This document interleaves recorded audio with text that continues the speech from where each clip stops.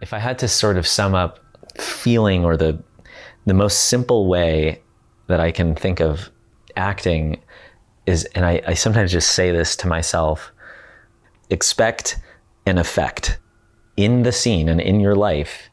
It's not always conscious, but like you are always expecting something from somebody. And I don't mean like kind of wanting something, or I mean expecting that, whether it's a reaction or, and then the effect part of that is like the actual, for real belief and actual understanding that in a scene you can affect somebody, not like as a character, again, not this idea of like, as like literally, if I expect that you're going to do such a thing, that I need this thing from you, I can affect you.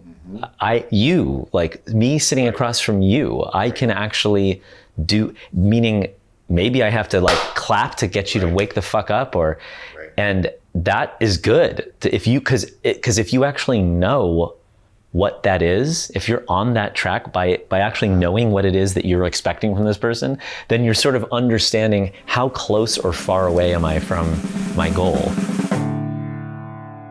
Back to One with Peter Rinaldi. Simon Helberg is an actor.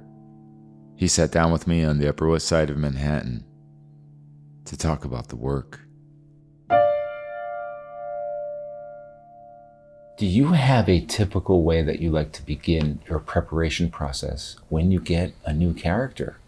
Yeah, I would say there's a lot to be gleaned from that first reading, probably. So I feel like I really am kind of precious about that, about when I'm first taking it in. It doesn't even have to be, it's not like I'm offered everything, so it's not that I'm going through a pile of scripts, all of which I could choose which one I'd like to do. I still have to fight and audition. So sometimes I've already worked on something, auditioned for it, and then I'll get the role, and then I'll like kind of clear my head, and that will be sort of my first reading. Like once I know I'm really gonna do it, I guess is what I mean. And then I try to like reverse engineer from there. It's sort of, I think that you're kind of like ready to go when you don't think about it, and your brain and your body understands what's happening, and so then you're just trying to sort of find your way back into essentially being able to, I don't want to say replicate it, but in some ways, yes, to replicate it, because you can do a lot of stuff. I had a sort of a cheesy but good acting teacher say, like, you know, everybody's won an Oscar in their shower or something like that, which sounds a little dirty potentially, but I mean, just that idea of like how you're very free when you're free, and it's hard to do that, you know, in a high pressure situation. So I actually do feel like sometimes a cold reading is a great way to hear the possibilities if you're really able to be present to that. And then the trick is having some kind of technique or foundation that will allow you to be back in that free and present moment again and again and again. Yes. So, I mean, what is it about that like you're saying, you're being precious about it? Are you stopping yourself from thinking too much about what you're reading? Is that part of the preservation, the restoration process that you're thinking about later? Like that you need a clean kind of mind to absorb it in? Or are you actually actively doing things during that reading to preserve it? I have a real problem overthinking, but I kind of delay the thinking process. Yeah.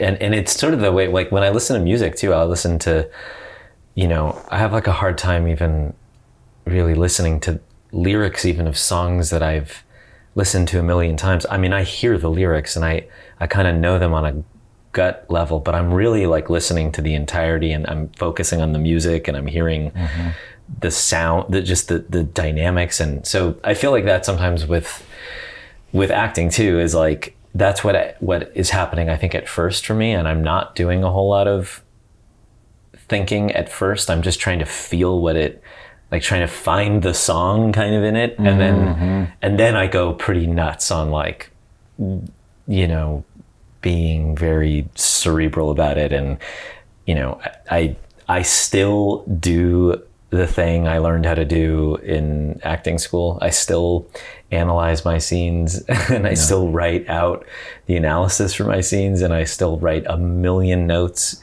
as I'm going, or things that just feel that if some moment feels like something, not in necessarily such a classical like sense memory, but if something is just like, oh, this is like, this feels like I'm talking to like the way I would talk to my son if he, you know, broke a dish or something. Yeah. Maybe I write just so I remember that sense. It doesn't mean that I'm going to even do that. But so I really do scribble and write way too much. And I feel kind of like by the end of it, it's almost like you've created a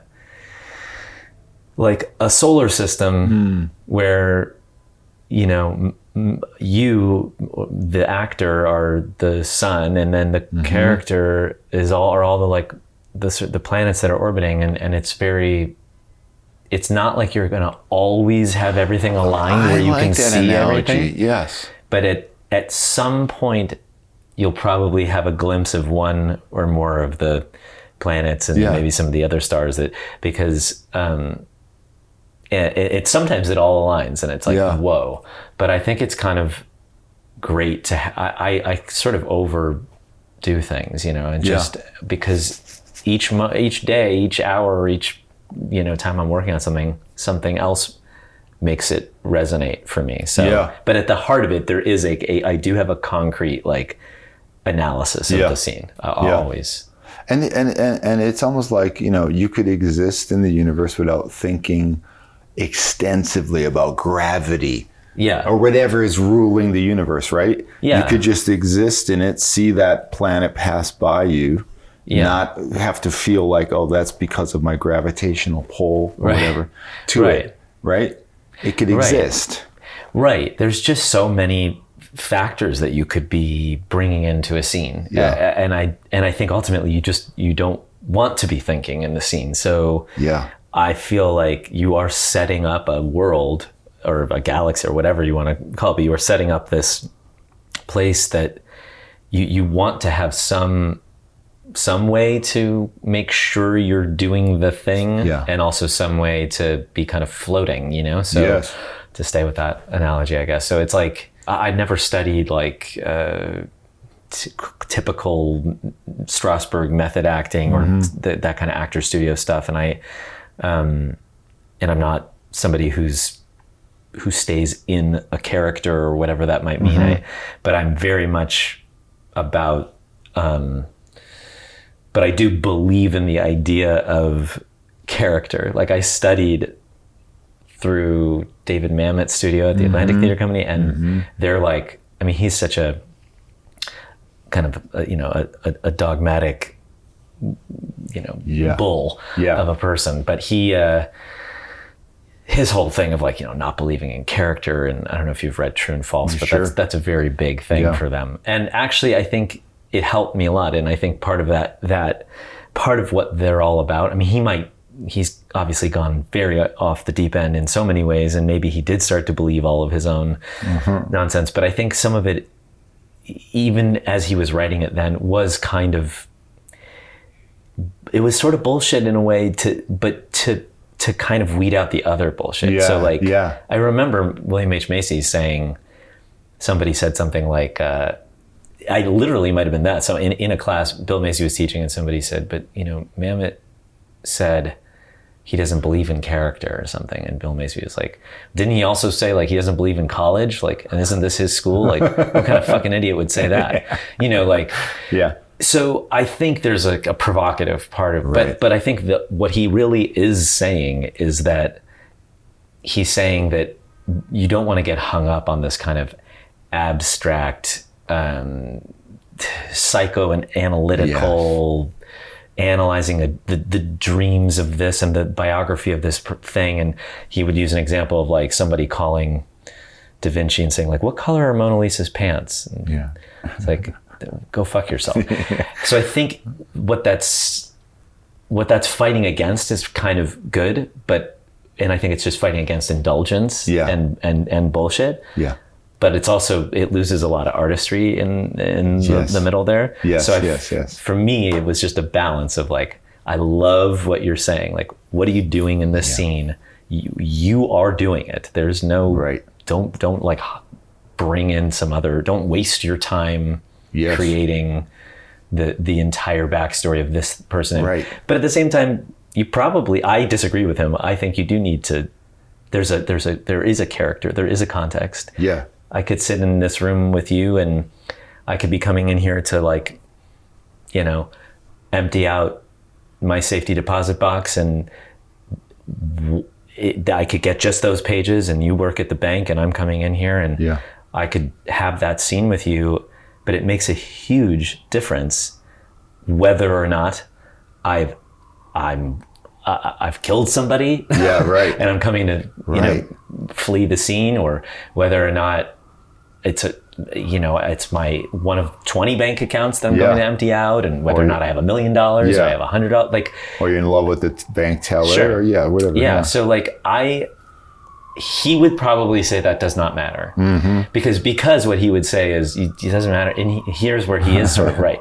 He'd say, because I wrote it, and in the next scene, you're going to find out whether or not this or that. And it's like, yeah, but I'm yet to, there's like, there's a scene, somebody, I can't remember who talked about this, with Willem Dafoe and Christian Bale in American Psycho, where it's like Willem Dafoe plays the detective, and he comes to talk to Christian Bale, I think for the first time, maybe.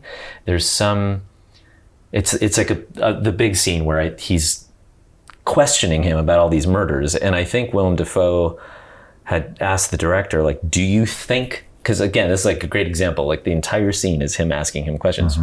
Do you think that the detective suspects him? Like, how certain is the detective? Because that's a valid question, right? Yeah. And they did, this is what a good director would do, I think. They did one or many, probably, versions. Some where he was incredibly suspicious, and some where he really was very objective and diplomatic. And then I think in the movie, the reason I heard this story was because they used both. And so it creates something really magical, which is like, which is great. And I guess to that end, I would say, like, you do have to ask those questions. So I don't know what David Mamet would say if he was directing that scene.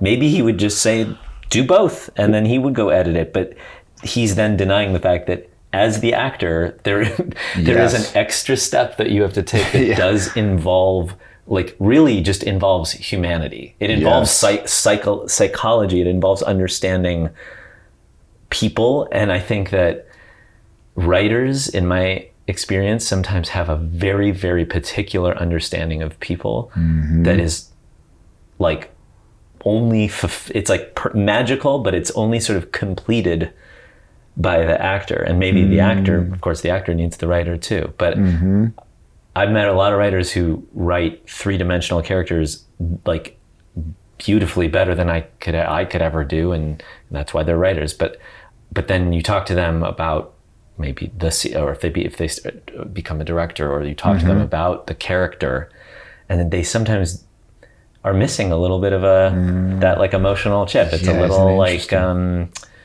spectrum-y in some way, which is cool. It just kind of shows you, you do need all these pieces, and this is why you need the actor.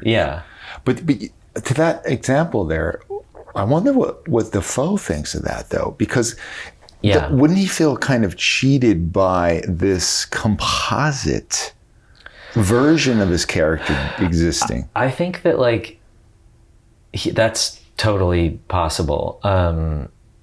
I don't know what his opinion of that is. I feel like when I worked on Florence Foster Jenkins, and I remember many things that Meryl said to me, because I tried to remember all of them because they were all her, and they were all incredibly insightful. But one of the things that I always think about that she says was, I've always counted on the kindness of my editors and my directors, you know.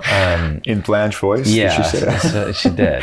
And, but she was like very sincere about it. Also very, you know, in some ways self-effacing. And she is a person who's like truly like pretty much, I would say every single moment that she does is on camera is amazing. And like you could throw all those takes up. And, Right.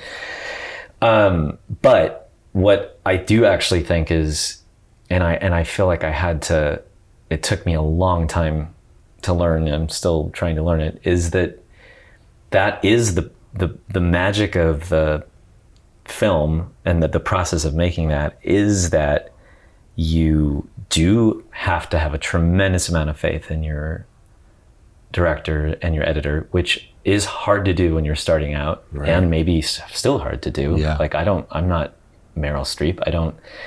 I don't choose, you know, this royalty and this director, this iconic person that I know has a body of work that I'm in good hands with. You know, like gets the top of, you know, the top tier of everything. And it's like, if you're an actor that's fighting for work, but you still have to find in you, like, do I trust this person? Because I think ultimately you want to have the freedom to experiment and to play and to really get curious. And I think that's like, and again, other great actors, Dustin Hoffman, I also had the privilege of working with in his 80s, like just as curious and kind of dangerous as ever. And you can't do that if you're trying to control that. You can't. I used to think it was the opposite. I used to think I better make and maybe I was right, because maybe when I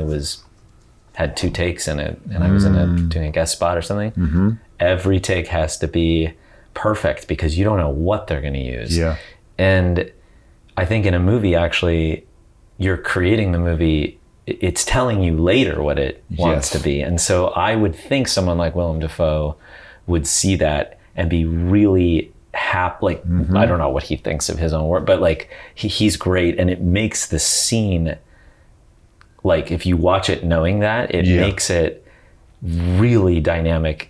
Like, you understand, like you could only get that from the editing room. Right. And then maybe, you know, maybe he learned something from that. Was like, ooh, when I'm gonna bring in these other sort of ideas in the future. And so I think that's part of it, is like, make it better, make it, complete it in the editing room. You know, be faithful to not my performance, only my performance, but to what the movie wants to be, you know? Yes. And it's like, as long as it's serving the story, then I guess, how could you complain, right? It's just when something is created that feels like, whoa, that ruined that, and I didn't even do that in that way, then that would be a problem. Well, if it serves it. Yeah, one of my best friends is an editor, and I know there's like a code amongst, I mean, he could talk way more about it than I can, but I think, because I mentioned to him, like, oh, you know, when you steal a moment from before they yell action, and I think like some editors don't want to do that, which I think I think that's a good code to follow. But again, it's like, assuming you're in good hands, then like choose whatever you want to choose, because you just want to make sure that there's a cohesion to the story. I don't care if you find the moment. I remember working on a movie that my wife directed, and we were trying to find just one moment. We played something in reverse, a reaction shot, just for one beat, because we could not, and it was the only thing that worked. I don't, you know, it didn't look weird, it looked great. Yeah.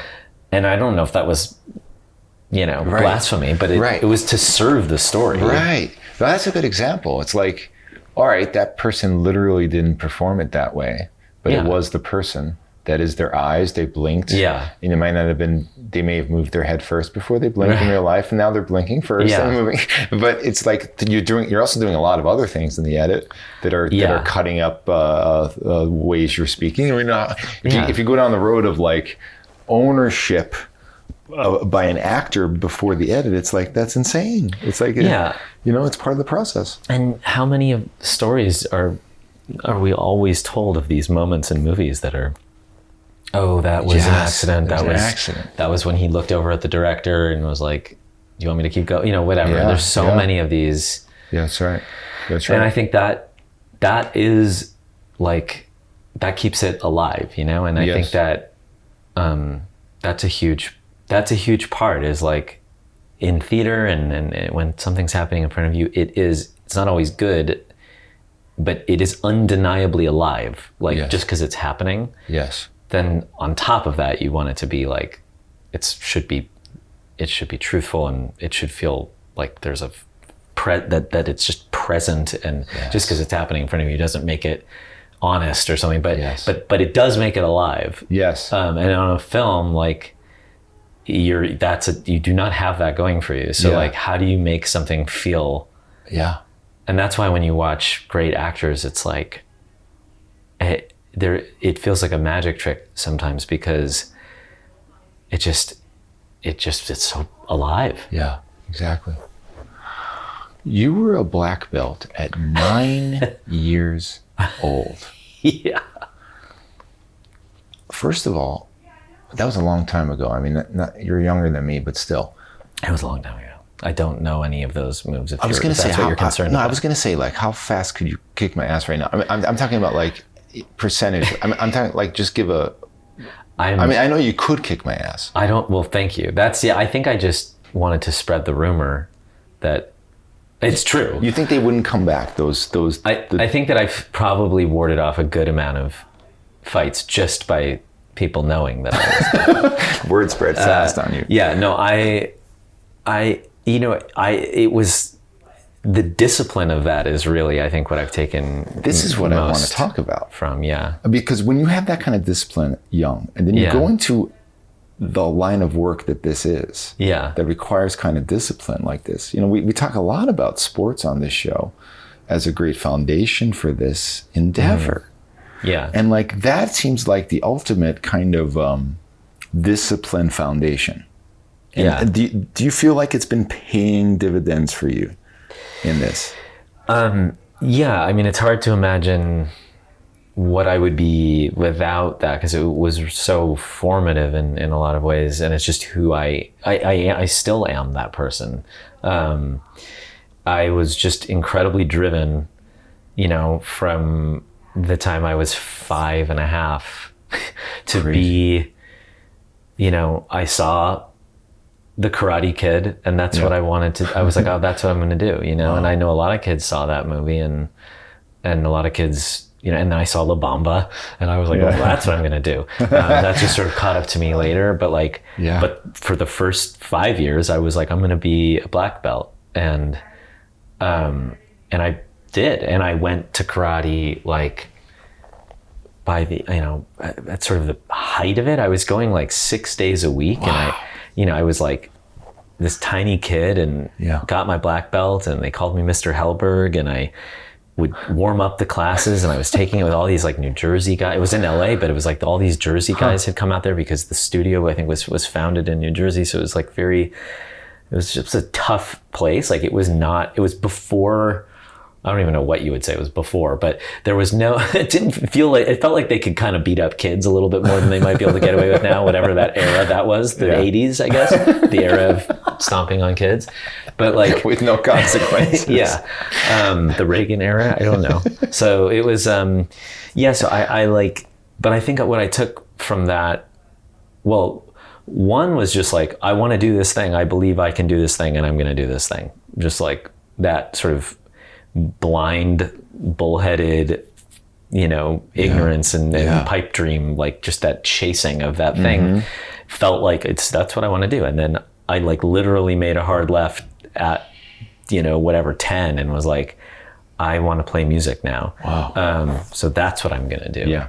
And then I just went all in on that for Did you get the equivalent of a black belt in jazz guitar? So sort of. Yeah. I mean, I got really good. Like I basically would get good enough that it was like people were very impressed. Wow. And I would sort of be on a semi-professional stage at a like way too young of an age. So it was like sort of, I really was like peaking very early in all of these things for real. And then like karate ended naturally because I think I was like, oh, what am I gonna, I got a black belt, and then there was like, there were 9 more stripes. I was like, what's 1 stripe versus 9 stripe?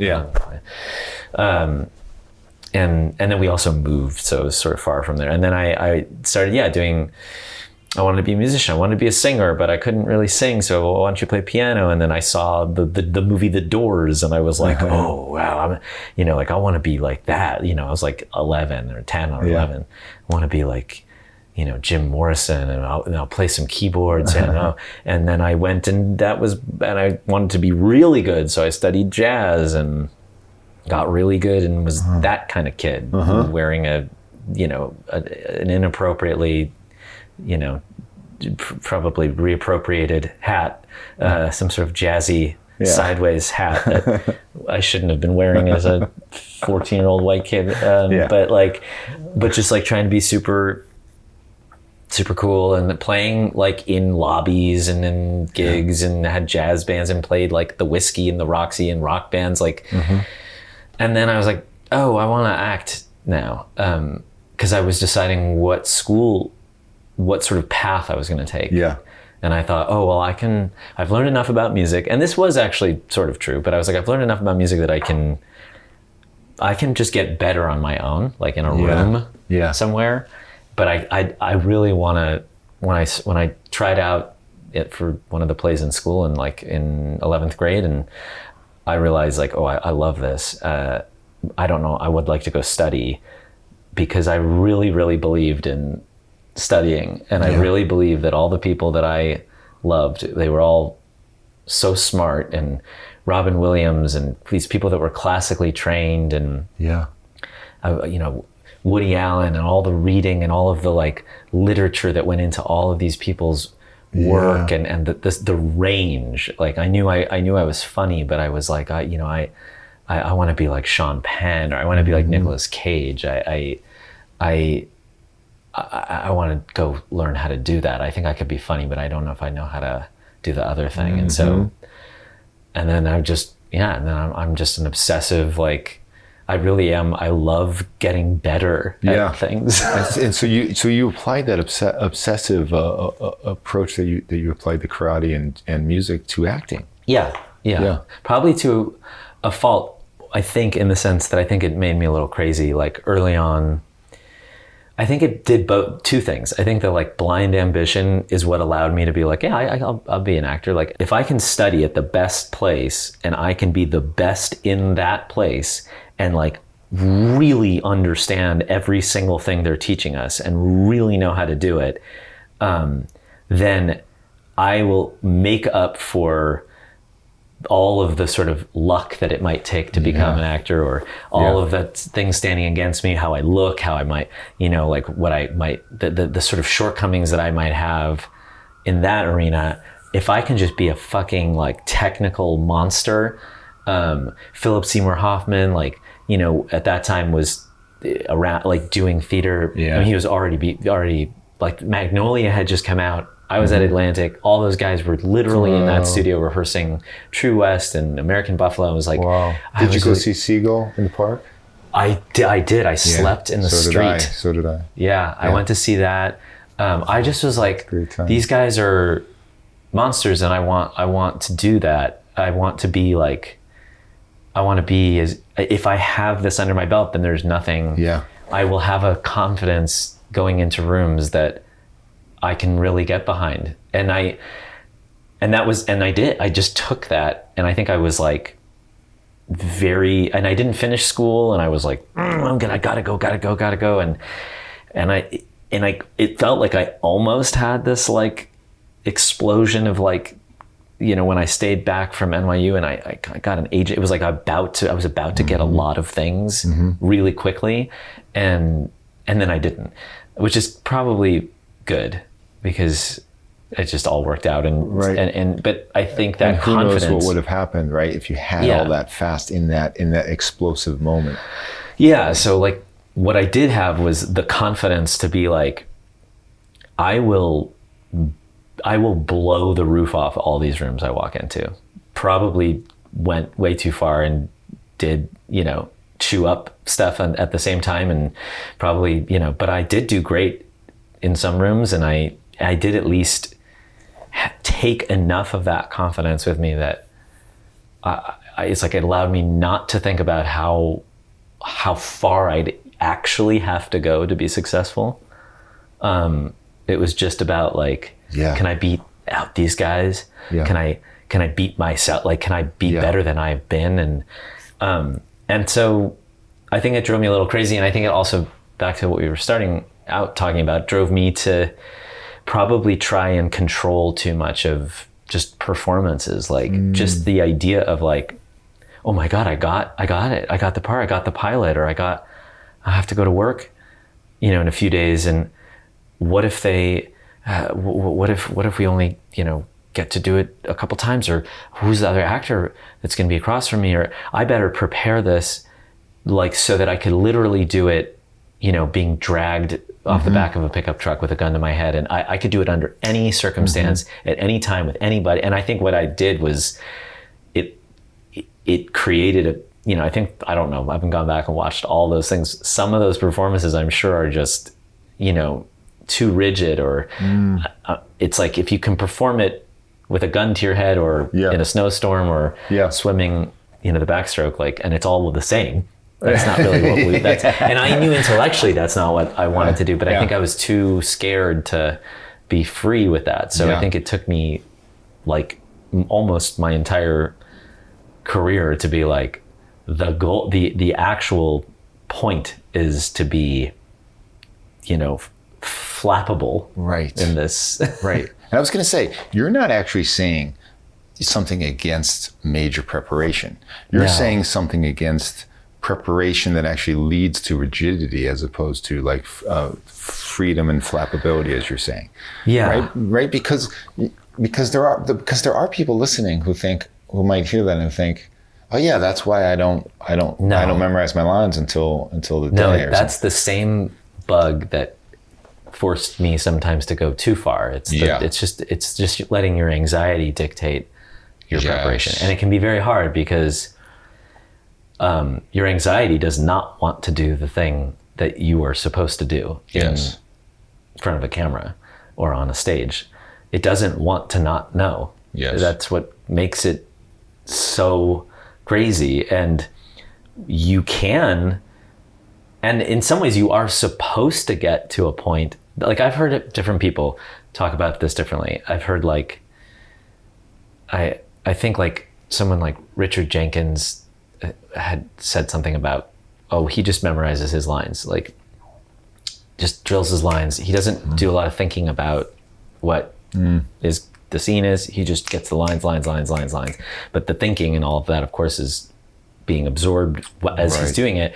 But so he just does that so that he can show up, take in what's around. And that is another David Mamet, the memorizing the lines by rote. And that, I will say, is a pretty fantastic way to go about it. And that will both exacerbate in some way and eliminate certain kind of anxiety, because your anxiety again wants you to know, well, how, sure, I don't want to have a line reading, but how do I it is a character, how do I really want this to go? And I think it's like the balance that you're always trying to find is like trusting, like don't worry so much about your vision of it. That's gonna come out. Don't try to control that. You don't have to like show that to people.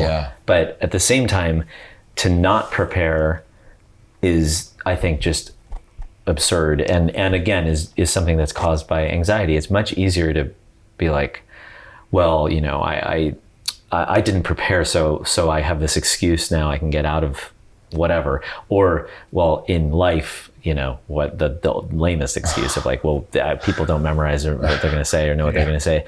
But like those things are just from being scared, which is normal. And I think that like Richard Jenkins, that idea is totally valid. And then I think there are other people who work sort of on the other end of the spectrum and just are only thinking about story and character over and over. Like, I had heard that about Meryl. She knew all her lines, but I had heard that like there's so much lore about that. But when she would be on stage, she would, up until dress rehearsal, she wouldn't really even be saying the line. She'd just be sort of like mumbling through what was happening. But I think that like she did say to me like, oh, I like to keep the lines a little bit at an arm's length because it's more, she like, I think wants to understand inside and out which I think everyone does, but inside and out really like what is happening here. And the lines are sort of a byproduct of that. Right. I actually am a little bit more surreal. I feel like I got to have the lines. Yeah. Well, it's scary. I mean, that sounds scary too. It sounds scary to keep them at arm's length. But I get like she's basically laying the foundation of the circumstances and focusing on that. Yeah. And then the lines are kind of laid on top of that and reachable based on what the circumstance. I mean, that makes sense. I think it's like, because I asked her a lot when we were shooting that, and I asked her about that, and I was like, well, what are you doing then in your apartment? Yeah. Because I can tell you like what I'm doing is like I'm pacing until I like literally my feet have blisters on them. Wow. I'm panicking. I'm like, I have a separate room that I have to like be in to because I can't be distracted. I don't want to be distracted. And so I've got my script looks like, the scrawlings of a madman. Like I'm losing I've got like homeopathic tinctures that I'm putting under my tongue to stay calm. I have a cyst on my neck now because I was like losing my mind.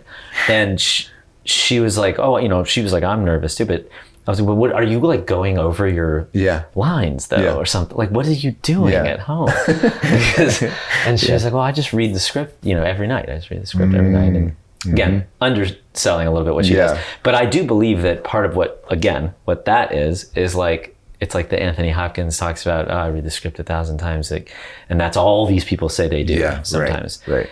But it kind of makes sense because, first of all, they're brilliant actors. It's not really all they're doing. It's not Meryl doesn't walk onto a set with that kind of character. Right. But what she's doing though is sort of like, I don't know if you have kids, but like when you read books to your kids or something, and when they're little and you read the same book, sometimes they want to hear the same book over and over. It's like, you could probably tell them that story after a couple weeks pretty much perfectly. It may not be word perfect, but you will hit all the beats and understand it.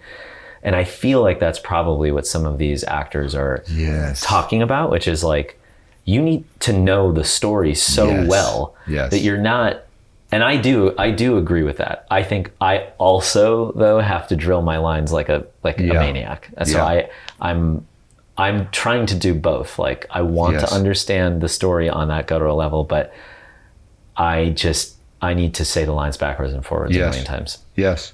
And I mean, don't you also think like that it's part of the director's job to know the story more than you do? Yeah. And to let that be a part of it that you don't have to take on necessarily. And if you're in the wrong ballpark of the moment, that's what that person's there for. I agree. And I think, again, going back to that sort of David Mamet side of it, that's, or like Sidney Lumet is one of my favorite directors. His book on directing is so incredible. Yeah, making movies, right? Yeah. And that, to me, that's like the best. I haven't read a ton of directing books, but like that kind of does both because he's very practical, but he's also coming from an emotional place. And part of like that, when you read about like Dog Day Afternoon, well, they rehearsed that movie for, I don't know how many weeks, but weeks. And through that came a lot of development in the script. And you hear about the way these movies were conceived. And again, like Meryl going into Kramer versus Kramer and saying like, I think at the end she should leave, again, and rewriting some of the courtroom stuff and these things that weren't in the script and that were coming from the process of like great actors who had training and who had done theater and who understood story but rehearsal and so that by the time you are shooting Dog Day Afternoon, you have rehearsed it, everyone understands it, and there's like a life there.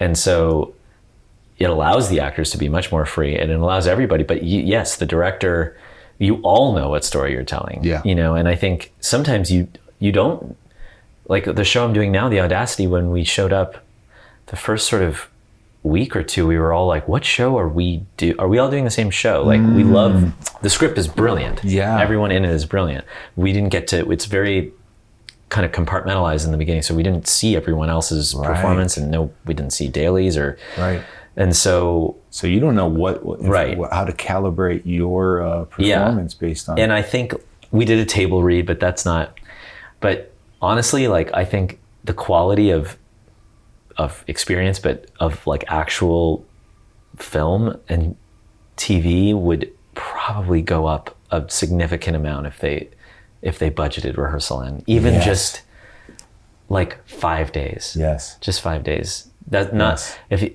take the script and go in for 5 days and sit in a room, full days, like you would for a play, just read it through a few times, get on your feet. Yeah. You don't have to rewrite. I'm not even talking about rewriting a script. I just mean, and no one has the time or the budget for that. And it feels insane, a little crazy, right? Because like then you're showing up on set. Yeah.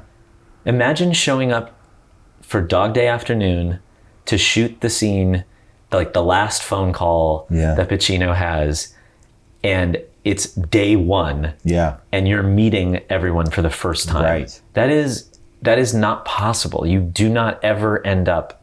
And like then when you read about how they got there and how Sidney Lumet, he had to set up different cameras so that he knew he wanted Pacino to have like consecutive takes, and it was, I think they probably shot it in order. And I just think like it's not just a coincidence that all this great stuff came out of that era. What came out of that era were people who wanted to spend and could spend the time in this process, like, and that makes me sad that doesn't exist anymore. Well, what do you think that is? If you could, I mean, it may not be advisable, but what do you think this is, that the value of that is not where it should be? Because it's hard to imagine people who know anything about this, even remotely, to see that wouldn't be a benefit.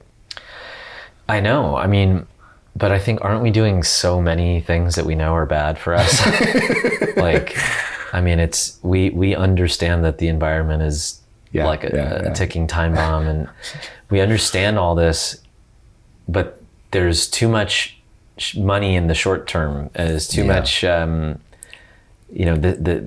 influence that's coming from these huge corporations is too heavy. Yeah. So I think like, if you can churn out something that kind of helps you meet that, I don't know, walk the company line, you put it out, and the amount of minutes that are streamed sound really fluffy and great, and you can just ride that and get some nomination. It's like, what else do you need? Like people are not, because if what's driving you isn't the artistry of it, then, and I think there always was like a Bob Evans or someone or other, like, who, the studios, they've got to meet their bottom line and stuff, but there's someone who's like, I care about making great things.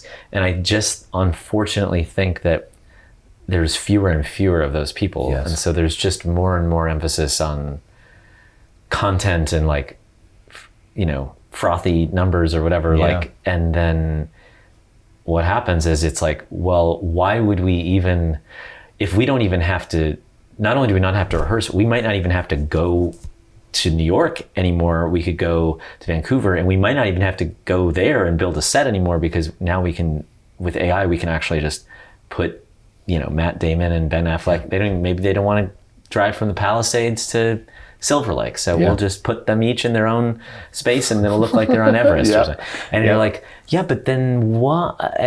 But if there's no one's saying like, but hey, hold on, I'm sorry. The artistry of this comes from, and not just the artistry, but like, what about just quality of life? Like quality of like your work where you go to a set and you make something together. Energy with people together. Yeah. So I think that to me also, I think is why in some way theater feels a little more vibrant to me now.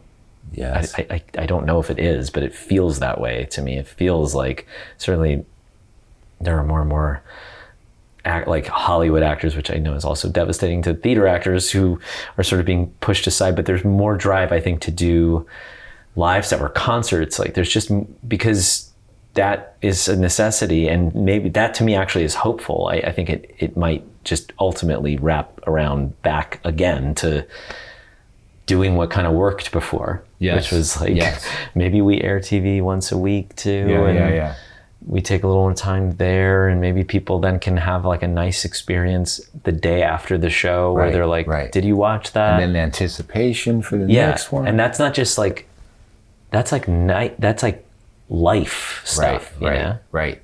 But do you think that, not to stick with this forever, but do you think, for instance, if the special effects department had to have something and they spoke up about it, they would get it? If the same thing goes for some other department, do you think actors should be speaking up and saying, you know what, actually, we demand rehearsal? And you know, because this is, you know, and especially now with things happening where people don't understand the actors. First thing I said to you, they don't understand the process. Yeah. You know, so they don't understand the benefit of rehearsal. These corporate people who are scheduling and stuff. It's true. I mean, I think, not to be too bleak about it, but I think it's also like, it's hard when now you're just fighting for this kind of existential, right for healthcare, or residuals, or all of these really the pillars of what like allowed actors to live, to character actors to have a life, or anyone to make any kind of living in the business. Those things are really under threat. And so I think I would put rehearsal in there for sure, but it's like there's so much to fight for. Right.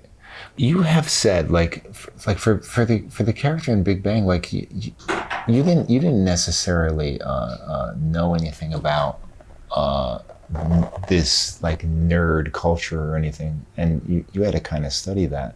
With the Audacity, did you have to do the same thing with this AI stuff? Yes, I did a lot more for the Audacity. Like also Big Bang, again, and you live in it for so long, and you don't. It's just so moment to moment. Like, are we going to do a pilot? Are we going to do? Yeah. And the pilot's 30 pages, and the character, like, I felt like I did all that I felt like I needed to do for the pilot, but it wasn't a deep dive into like physics. But it's all the same. Always, again, I always am doing the same kind of breakdown and analysis and doing my own thing to get there. But like the Audacity felt, for sure, like the world was so rich and so fleshed out and so nuanced, and it's really informative to understand what drives these people. So yes, to understand like what would compel, how did Silicon Valley like come about, and what is the sort of philosophy there, and what are the people driven to be there, and what are the types of, how do these people emotionally connect or disconnect, and is there any through line, and then just to read and look up as many interviews, honestly, as I can. I'm not that interested in understanding the actual nuances of coding, but I do want to understand like why, the coder is comfortable sitting in the room and not maybe getting all the attention that the entrepreneur forward-facing guy is getting. Like, why is there some animosity, or how did he end up, you know, if I can get a glimpse into like who these guys were, or what they thought they were going after, or they thought they were going to be kind of like heroes, or they came from video game culture, or it started from hippie culture and they were rebels and they see themselves as it's also just interesting psychologically to see like, okay, sure, maybe they're sociopathic or something, but what makes them good, you know? And I think that is very, very helpful as an actor, to find what does this character want, but like what are they, especially when they're so flawed, you know, like what are they going for? Aren't you scared to be involved with anything that changes fast in terms of technology, but especially AI? I mean, like day to day, it's dated. I know. Yeah, even I had done I play a character who is developing an AI entity in his garage that presumably he's doing to help alienated teenagers feel understood and heard, and some sort of actual altruistic intention there. Of course, he's neglecting his own teenage daughter and spending more time with this teenage bot. And he becomes this like total recluse, and it's the character, the entity that he's building is named Alexander, and I actually do the voice for it on the show. So I recorded, and I ended up recording it like 3 or 4 times because technology was getting better and better and better. So, you know, like when I first recorded it, it was like, well, you know how when you hear an AI thing, like you can hear that it has a certain sort of intonation that isn't quite right. You know? And then you're like, by the end, it's like, no, they actually say, and this and that. So, and I think it's brave to take on, like you're saying, anything that is changing all the time. But I also think that you kind of always do want to be taking on something very relevant. Right. And so the trick, I think, and Jonathan Glatzer really walks this line beautifully, is that you don't really want to spend a ton of time on the tech stuff, like, because it will be dated. I don't want to know so much about. So what I want to know about is, again, why is this guy neglecting all of the people in his family to spend time alone in a garage? And how does he see himself in Silicon Valley? Where did he sort of cut his teeth? Oh, he peaked really early as a teenager. We get like glimpses, we hear about it. He peaked as a teenager, and so he probably doesn't think he fits into Silicon Valley. He's on his second marriage. We find out, maybe his first wife seems to have been maybe abusive to his daughter, and so what does that mean in terms of the relationship he has with his daughter, and does he feel responsible for that, and is he creating this AI bot maybe to help teenagers through that kind of situation, or maybe even help create a way to avoid this sort of mistreatment in the home? And maybe he's not an asshole, like maybe he's trying to sort of be more efficient with where he puts his love. Maybe the love that he puts into this robot will give love to millions and millions of kids from here on to eternity. Whereas, sure, he has to sacrifice the love he gives to his own child, but he's giving it to this thing, which will heal the world. And I think that's like a good insight. I think. I mean, that to me that opened up the whole character. Yeah. Do you need something like that in order to say yes at this point in your career? In other words, something that you could sink your teeth into like that, or something that has that kind of nuance to it? Some people have to just say yes to things because they have to either, pay the rent, or they have to keep their career going in some way. And so I'm always fascinated by just this idea of like, where do you draw the line in terms of like actually making decisions? I am really fortunate, so I don't have to take every job that comes along. On the other hand, I'm not so fortunate that I'm offered many jobs. Even though I have done a tremendous amount of work, I still will get asked to read for things that feel very reminiscent of things I've already done. In fact, that's probably why they thought of me. Yeah. And there's proof that you can do this. And then I'm kind of wondering, well, why do if you could watch, 12 years of a show, I'm not saying you have that time, but if you wanted to, you don't need to you may not even want to see me do this again, but you'll at least have your decision if you check this out, because I did that already. So I think like sometimes, but there is a stigma about sitcom, about that kind of success. So there's a lot of baggage that comes with that too. So I think actually most of the people who maybe don't like The Big Bang or don't like me from The Big Bang also probably haven't seen it much, which by the way, I totally understand, and I do the same thing. Yeah. And that's maybe why I like, or you've seen a couple and you're like, fine. It's a thing. It's that kind of thing. Totally. You do.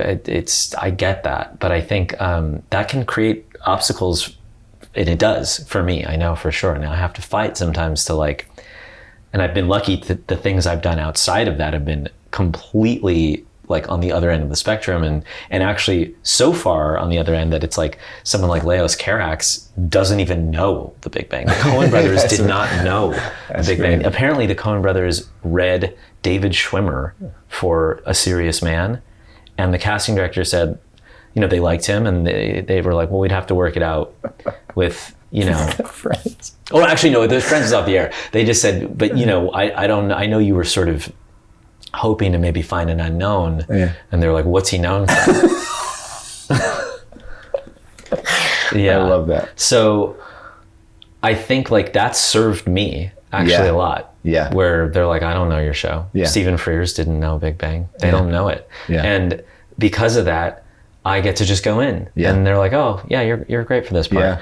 Yeah. But then there's a lot of rooms where they're like, oh, we don't, it's not cool. And so I really just, I know when I know, and I guess the way I know is like, it's usually just that the writing is great, and therefore also that will attract obviously great people. And sort of one necessitates the other, I guess. But like the Audacity I auditioned for, and I read it, I was like, I want to be in this show. This is incredible. And I auditioned for the lead, and Billy Magnuson is playing that part. And I was like, I'll do anything in this show. Mm-hmm. So my character is like a supporting role, but I think the world is so rich and wonderful. And I just am like, I know I want to be in this show. And and then, there's, it can go, not everything is going to be the like art house movie that feels like the coolest thing in the world to do. Or, you're like, oh, I want to work with, Dustin Hoffman. Maya Bialik made a movie. I know her. She asked me to be in that. I want to work with Dustin and this part. Like, all of that. It's cool. That's very easy to, to jump on to. So for me, it's like the experience is, and the quality, all that goes together usually. Yes.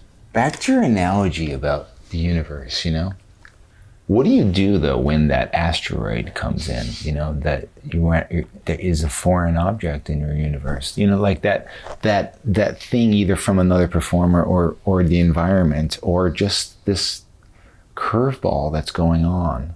No matter how much you prepare to deal with the accident, there's still a part of you that has created this universe that exists by certain laws of gravity and other things. And then this foreign thing comes in. How do you adjust? I mean, it depends on what kind of foreign thing. I think that actually like the most poetic and beautiful thing that can happen is that you are surprised. That is all that you really want. And some people manufacture that surprise, and some people avoid it. And I think if it's naturally something that happens that you can use, that doesn't ruin the take, although rarely do things really ruin the take. You might as well just keep going. I think that's one thing is like, and I'm guilty of stopping sometimes when something like that happens, but I'm like, no, just keep going. It's, you drop the hat, you trip, your shirt gets caught. like watch Meryl and everything she does all the time. She's always doing something in the beginning of a scene, during a scene. Her earring gets caught. She's always in the middle of living.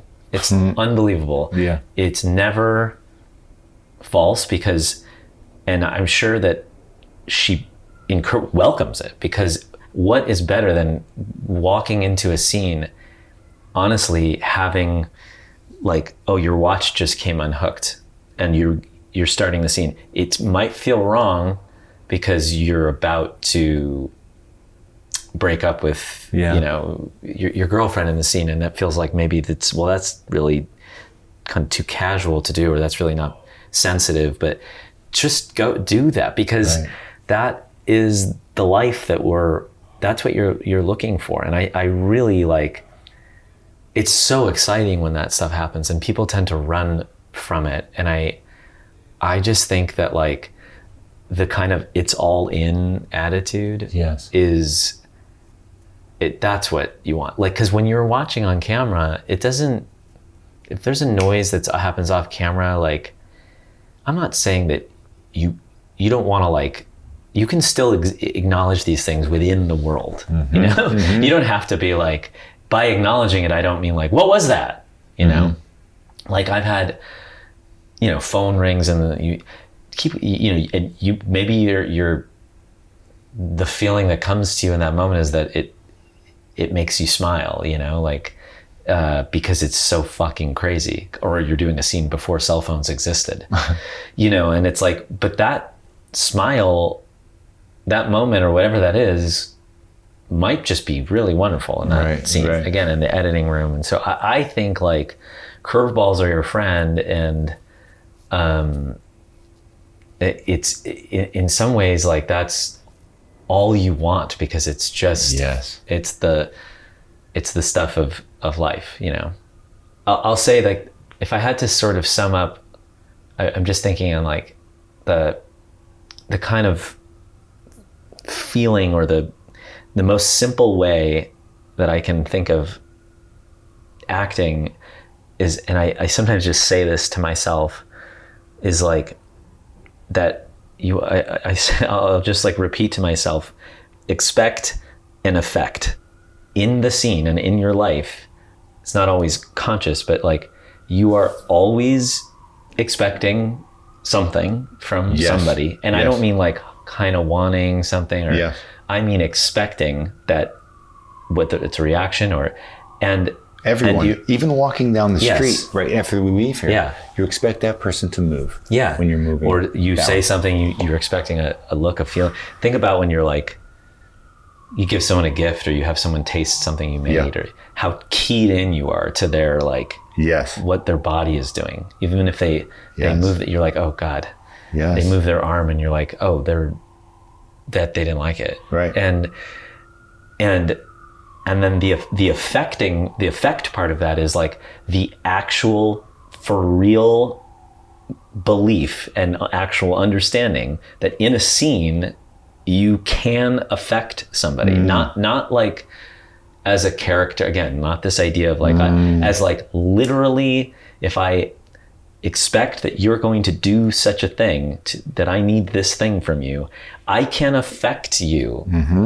You, like me sitting across from you, I can actually do, meaning maybe I have to like clap to get you to wake the fuck up, or, and that is good if you, cause if you actually know what that is, if you're on that track by actually knowing what it is that you're expecting from this person, then you're sort of understanding how close or far away am I from my goal. And I know how to, like, you know, like those little, like at a carnival when you're like shooting the, you know, the horses or something with the water gun, and you know where that thing is on the trajectory. And so that is, if you can know that, that is the entire secret. Like I really feel, and again with the curveball, that curveball, no curveball, like where is this person in the scene on that path to giving you what you need? That is like, and maybe that curveball gets them right there, because maybe you needed them to sort of soften and give you some kind of validation. And so someone's cell phone rings in the scene and they smile, and you're like, there it is. Mm-hmm. And that's why, you know, when you watch certain actors, like, listening, and it's incredible. It's magnetic.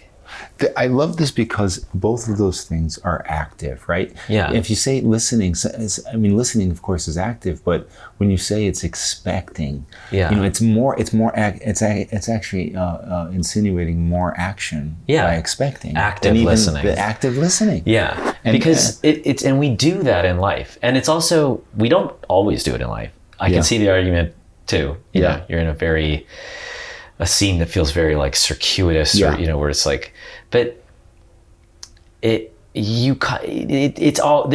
happening on some level, because we are always, otherwise there's nothing worth watching where people aren't interested or invested in the other. There are sometimes these, you know, people go on, you have a long monologue about your life growing up on a farm, and how is that present if you're talking about the past, but you still are very keyed in. You know, I think about, like, in those moments in life, like those heightened moments, or when you're like having like a real come to Jesus conversation, maybe about a relationship you're in or something, and are you going to break up? Are you going to stay together? You know, those conversations, like, where you're like standing in a kitchen for like, maybe there's like 5 minutes of silence sometimes, and every move the other person makes is like, okay, wait, are they about to walk? Are they going to leave right now? Or are they going to come to me to give me the hug that I want? Or are they just going to get a drink of water? Or, oh, they're sitting up on the counter, like, okay, that's good. That means they're listening a little more, you know, like, everything is so, you're so dialed in. Yes. If you can take that into a performance, even if it feels almost too much, it's never going to be too much, because all it's doing is just bringing you into the scene. There. Yes. And I feel like that, for me, was a huge revelation that just kind of came about more recently. Did somebody say that to you? No. You made that up. I just obsessively I love this, though. Think about this, and I write, you know, I have notes apps where I'm like, I think I've learned something today. But I, you know, kind of just accumulate things over time that I don't want to write a book, but I could probably put out an email or something. It would be just like a page of little like insights. A pamphlet. A zine. I'll drop it from a plane or something. No, I just there are things I'm like, okay, this kind of, for me, this if you could do all these things, you'd be great. That'd be fantastic. So, Simon Helberg, I think we need you to come back on with some of those other things. Okay. All right. I'll do it. Can you do that? I will. Thank you so much. Yeah, it's my pleasure. It's so fun. Thanks for listening. Subscribe at backtooonepodcast.substack.com, where you can listen to back episodes, engage with other listeners, and support the show.